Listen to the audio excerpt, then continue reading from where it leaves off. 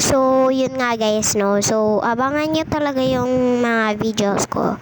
Babawi talaga ako sa inyo guys. Sorry talaga, sobrang sorry.